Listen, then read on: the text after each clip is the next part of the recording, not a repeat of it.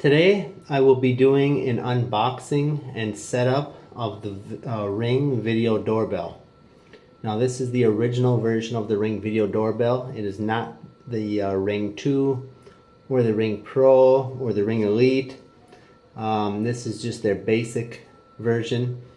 The Ring 2 has 1080p. This only has 720p.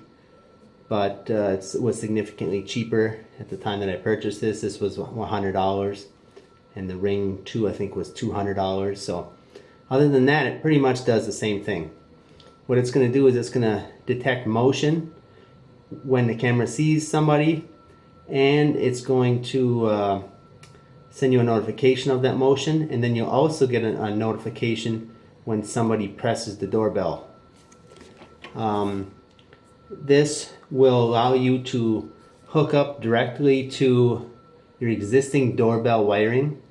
It doesn't require any additional wiring, so that's really a nice feature.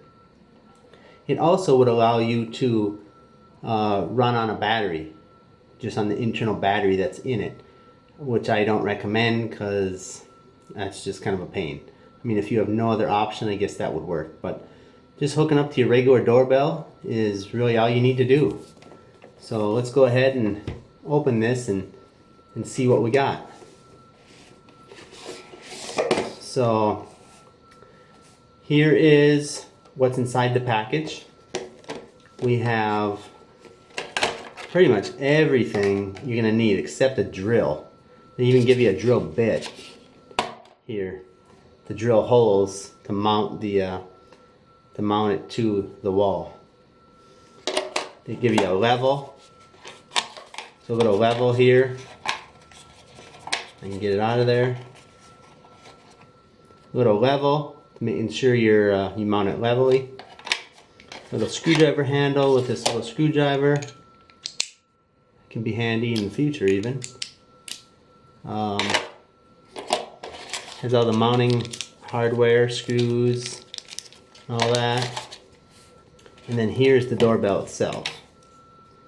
So it's a decent size. I mean, it's not incredibly large, but at the same time it's not as tiny as a standard doorbell, of course.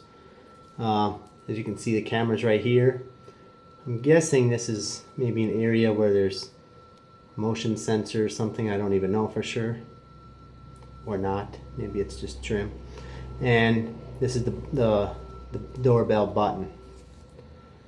What's nice about this is it allows two-way communication. As soon as somebody rings your doorbell, it'll notify you in the app, and you'll be able to communicate with them, whether you're home or whether you're 1,000 miles away. So here's just the basic instructions that we're going to go through. Here's the mounting. This is the mounting plate. It mounts to the wall. And here's an additional excuse me, sorry. Here's an additional USB cable to charge it standalone if you need to take it off to charge it. So let's get out to the door and get this installed. Okay, so before we go outside to physically install this doorbell, we're going to run the installation on the app to get it communicating first. So you have to download the Ring app. That's the officially supported app. I'm going to tap on that, and I had already created an account. It's going to make you create an account, which I had already done that. So now the next step is to just click Set Up Device. So once I click on that, it's going to ask me which device am I setting up. In this case, I'm setting up a Ring video doorbell. And then they want you to press and release the orange button on the back of the Ring doorbell. So I got the doorbell here. I'm going to press the orange button. I turn it around, and the little circle starts flashing. And it starts swirling, I guess. Which I did, so I'm going to then click the continue button. Let's see what happens. Means it's connecting to the phone. And the Ring app is now talking to your Ring doorbell. Which network? I'm going to use this network.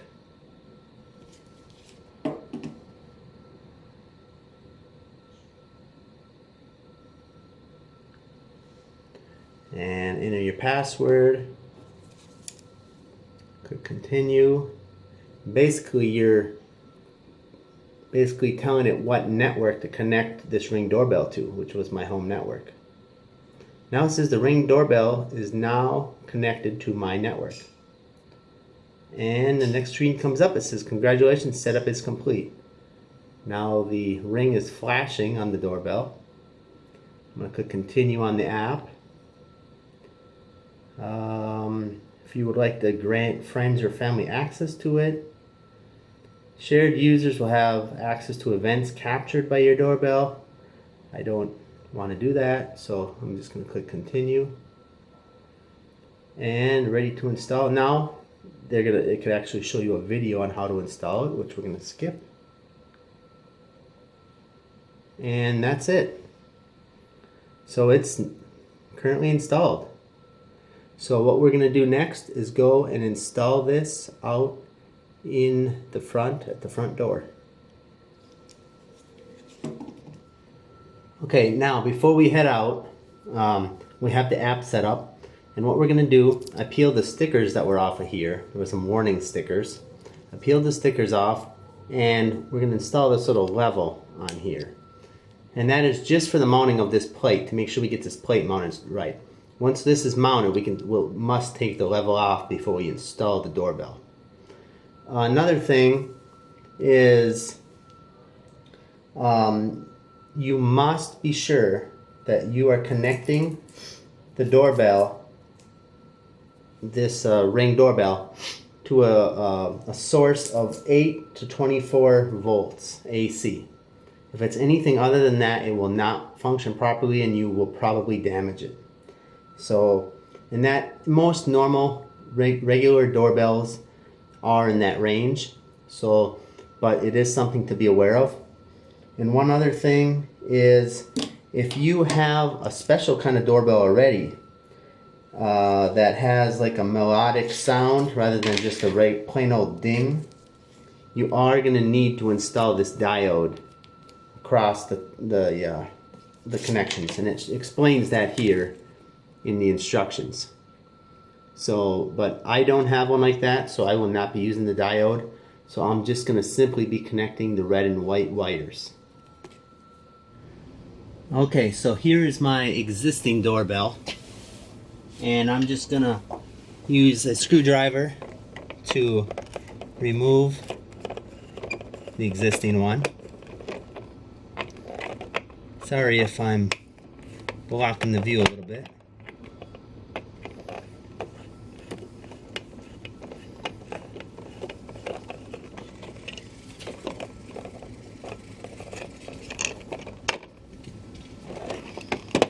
So here is my existing doorbell, and I don't know what the green wire is for, but it wasn't used before and it won't be used again.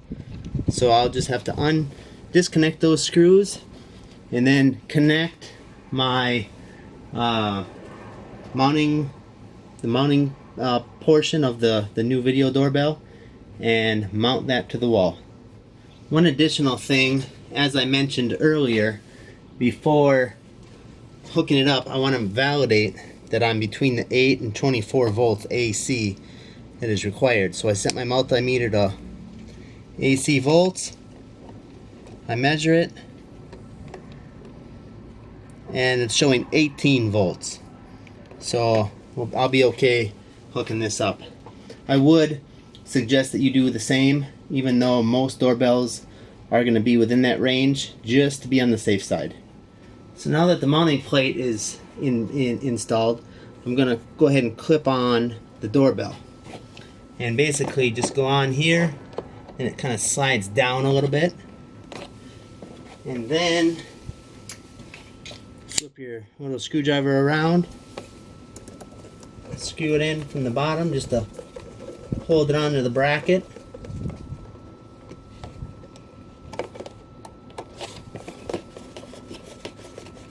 And if you are not connecting up to existing doorbell wiring, this is what you would have to undo every 6 months or so to take it in and charge the battery. So you just have to undo those 2 screws on the bottom, take it off, bring it in the house and charge it, then come and clip it back on. So I guess it's not that big a deal, but if you have the wiring there in place, there's really no reason not to use it. Okay, now that it's installed, let's go ahead and give it a try. So I'm going to go ahead and, the door's open a little bit so we can hear the doorbell inside the house.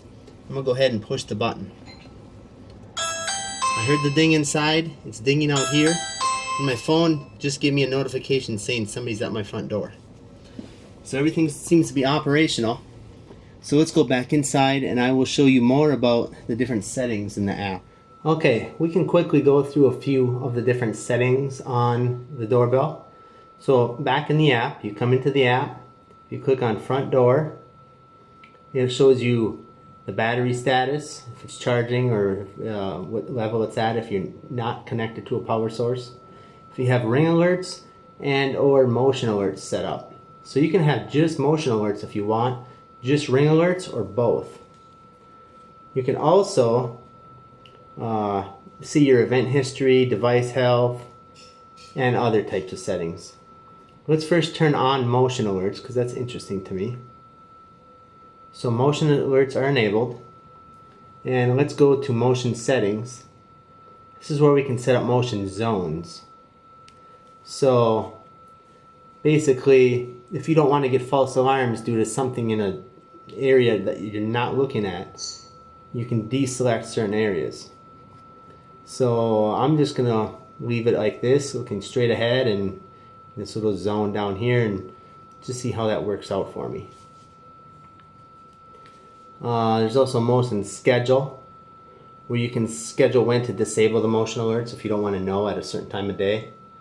And smart alerts, let's see what smart alerts talks about. Yeah, basically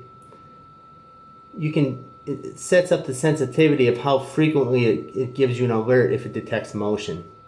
If it detects 2 instances of motion in a short period of time, it will not notify you both times or multiple times. So that'll be something that will be interesting to adjust also possibly. Let's go here. What's in the live view settings? Enable live view. We can access that anytime. I think we're going to just leave that off right now. This will drain the battery more quickly if you're on battery power. I am not. So let's actually just turn that on. And I think I'm going to turn that on because I'm not using a battery, so I'm connected to power, so we'll just have it set on faster connection.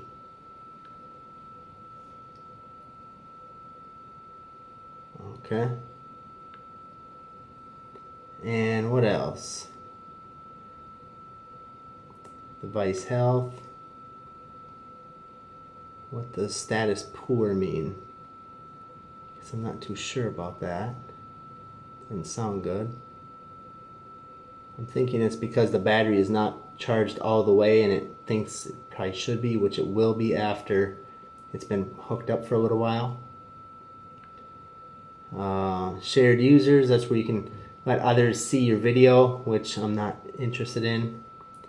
Linked chimes, this is if you have a chime extension, like say in the basement or in a different part of your house, so you can, or in the bedroom or something, so you can hear a physical chime rather than just hearing the existing doorbell that you have plus the notification on your phone. So that's what that would be for. So yeah, it told me that I need to go out and push the doorbell button once. I'm going to go do that and come back and see what that live view setting does. So I discovered what live view was, and it's just that.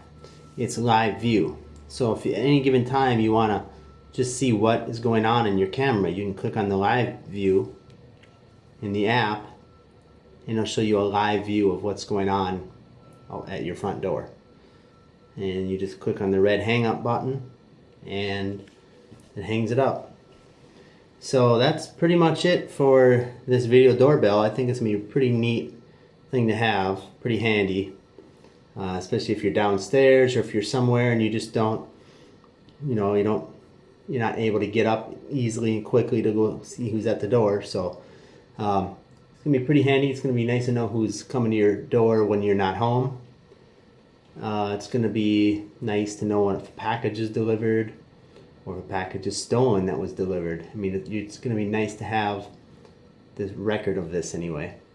So I hope you enjoyed this video. I hope you found it informative. And if you like it, please like it below. And please subscribe to my channel if you want to see other videos similar to this in the future. Thanks for watching.